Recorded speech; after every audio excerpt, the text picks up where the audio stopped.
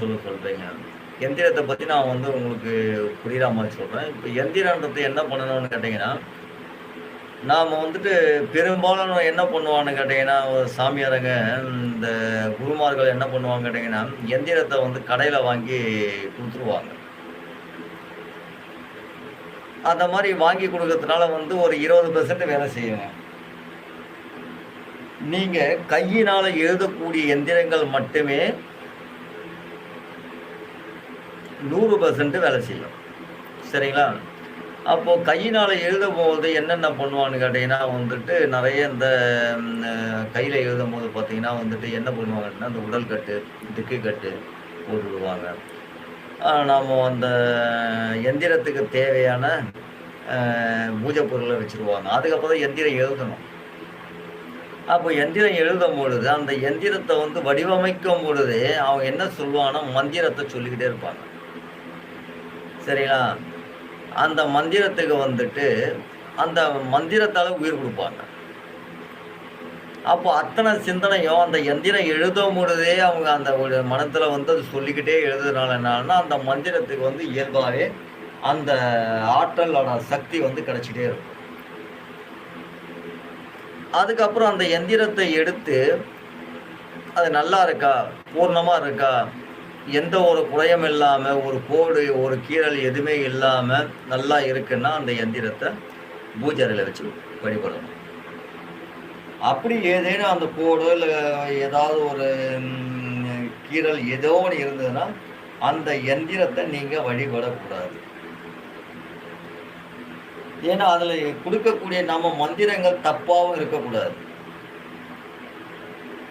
சரிங்களா? ஒரு ஒரு சக்கரத்திலயும் நாம ஒரு மந்திர எழுத்துக்கள் பதியப்பட்டிருக்கும். எழுதப்பட்டிருக்கும்.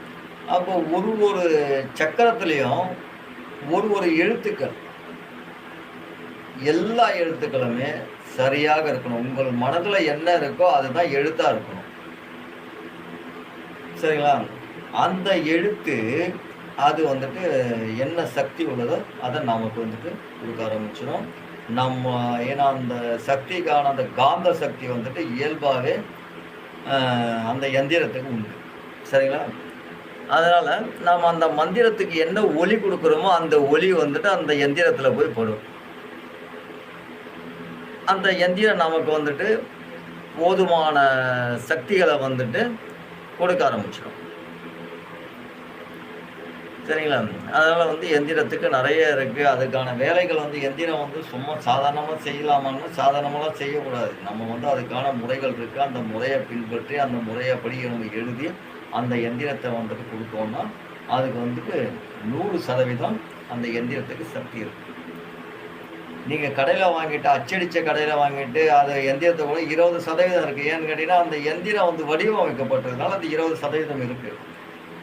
ஆனா, அது ஒருநிலைப்படாம இருக்கிறதுனால, அந்த 70% அது கிடைக்காது. சரிங்களா?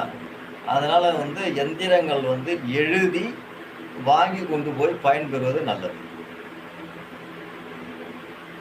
ஏன்னா, எழுதி வாங்கி கொண்டு போய் அத நம்ம பூஜை அறையிலயோ, இல்ல அல்லது நம்ம கோயில்களிலேயோ அந்த பிரதிஷ்டை பண்ணும்பொழுது, இந்த எந்திரங்கள் நல்ல ஒரு அமைப்போட எழுதி கொண்டு போய் வச்ச பிறகு தான் அதுக்கான சக்திகள் அதீதமா போகும்.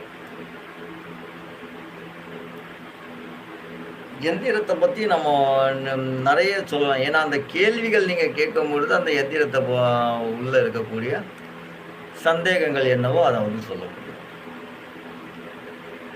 அப்போ அந்த எந்திரத்த நம்ம பூஜை அறையில வச்சு நம்ம வழிபடும் பொழுதோ, இல்ல ஒரு கோயில்ல நம்ம அத வழிபடும் பொழுதோ, அதுக்கான சக்திகள் கூடிட்டே இருக்கும். ஆனா அந்த எந்திரத்த நம்ம வைக்கிறோம்னு கேட்டீங்கன்னா, வாரத்துக்கு 2 முறை எங்க இருந்தாலும் சரி, வாரத்துக்கு 2 முறை கண்டிப்பா நீங்க பூஜை செய்தே ஆகணும். பூஜை செய்தா கற்பூர தீபாராதனை காட்டி அத வழிபட்டாகணும்.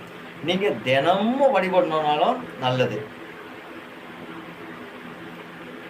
ஏன்னா எந்திரத்துக்கு சக்தி உண்டு, உயிரோட்டம் உண்டு. சரிங்களா? அதுக்கான அதீத சக்திகள் எந்திரத்துக்கும் உண்டு. அப்போ இந்த எந்திரத்த நீங்க எதுக்காக வாங்கி நம்ம என்ன பண்றோம்? ஏன்னா எந்திரங்கள் பொதுவாவே எல்லா வேலைகளையும் பொது வேலைகள் அத்தனையுமே வந்து செய்யக்கூடியது தான். இப்போ எந்திரத்துக்கும் நம்ம ரசமணி சொன்னோம் பார்த்தீங்களா, அதே மாதிரி எந்திரத்துக்கும் ஸ்பெஷலா எனக்கு இது வேணும், எனக்கு இதுக்காக மட்டும் தான் வேணும் அப்படின்னு சொல்லும் பொழுது, இப்போ தொழிலுக்காக எந்திரம் வேணும்னுவாங்க. செல்வம் செழிக்கணும், அதுக்கு எந்திரம் வேணும்னுவாங்க. அப்போ அதுக்கான மந்திரங்களை வந்து நாம் அந்த ஒரு எந்திரத்தில் பொதிக்கப்பட்டு அந்த மந்திரத்தை வந்து நம்ம உருவேற்றி அதை கொடுத்தா அதோட சக்திகள் வந்து பெற்று அதோட பலனை வந்து அந்த எந்திரம் நமக்கு கொடுக்க ஆரம்பிச்சிடும். எந்திரம் நீங்கள் செய்து வழிபட்டீங்கன்னா தினமும் நீங்கள் வீட்டில் விளக்கேற்றி அந்த எந்திரத்தை வழிபடலாம்.